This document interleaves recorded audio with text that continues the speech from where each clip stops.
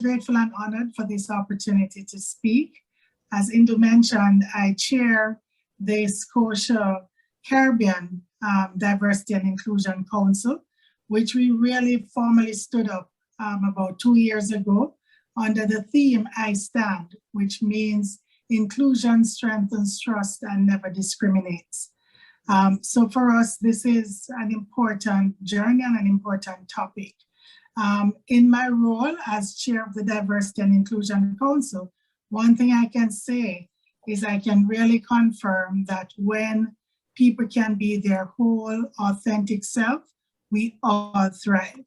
It was very eye-opening for me when I joined and sat in one of our sessions, our Pride sessions, and listened to our team members talk about the stress and the difficulties they experienced prior to coming out and being open about who they really are. And that was not only eye-opening for me, but it was very emotional, because to think that the people you're working with every day and that you're connecting with every day, a job that you have to turn up to every day, you have to hold this secret and you have to live a life that does not divulge really who you are or who you love or who your family is. That really has to be very difficult. So as a leader, I'm very committed to the journey of inclusion. And I'm very proud to work for an organization that sees diversity and inclusion as integral to what we do, not just for the financial success of the organization, but to our ability to build a winning team where everyone wins and where everyone thrives. So that has been particularly important for me, and that was the basis on which I stood up and was willing to chair this group. As you all may know, one of the key issues that we have is that as a Caribbean region, we are not where we need to be in terms of the acceptance and involvement and inclusion of the LGBT plus community. And that's for various reasons. Some of it is built-in legislation. A lot of it is cultural, as Indu mentioned at the beginning of the session. But we're certainly not where we need to be. And there was a recent study that was done in Jamaica by a group called JFLAG, which is Forum for Lesbians, Allsexuals, and Gays, where they indicated that while there have been some changes with how the LGBT plus communities are treated, a number of the members of the LGBT plus community are still faced with significant challenges. They can be expelled from their homes, particularly teens or young persons who still live in a family home. If found out, they can be expelled from their homes. They can be expelled from their whole communities and ostracized. They're still faced with issues of violence. They're still faced with issues of discrimination in the workplace, and they're still faced with issues such as cyberbullying. So we continue to, and this is a recent study in 2019. So we are very much aware that as a region, we're not where we need to be. There was also another study that focused on the Eastern Caribbean, and the message was the same. It highlighted how people in that region are still faced with challenges. There's still homophobia, and there can be even a toxic environment in the workplace. And some testimonials were given. I'll just quote one of them from a gentleman from Dominica. He said, "Every day I fear for my safety living in this country because of my sexual orientation.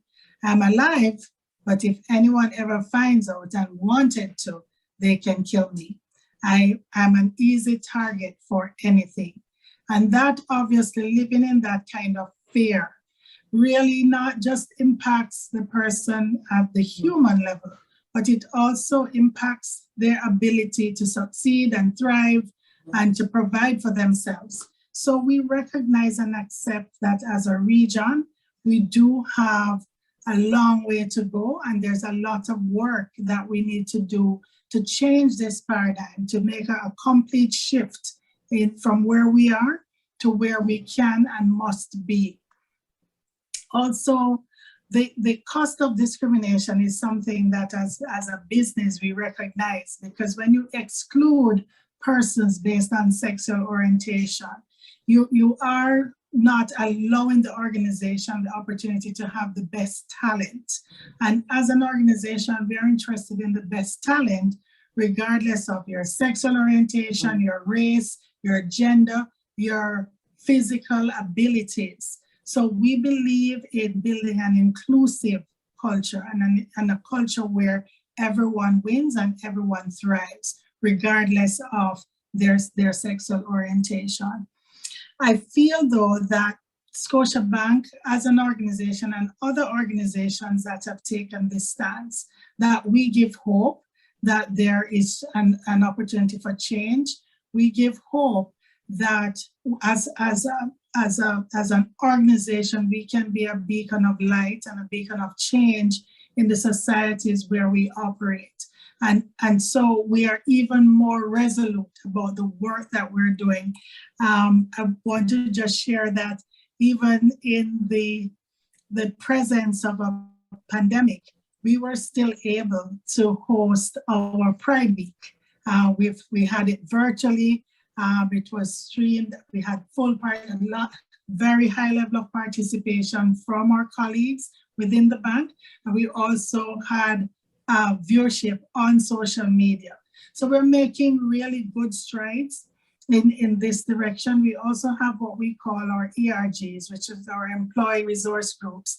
And these are what we call grassroots organizations driven by employees that are set up to drive the matter of diversity and inclusion. So there is the tone from the top that sets the standard about inclusion, about diversity and inclusion, about building a winning team of persons disregarding their sexual orientation. And then you have the leadership in the middle of the organization that is also promoting inclusion.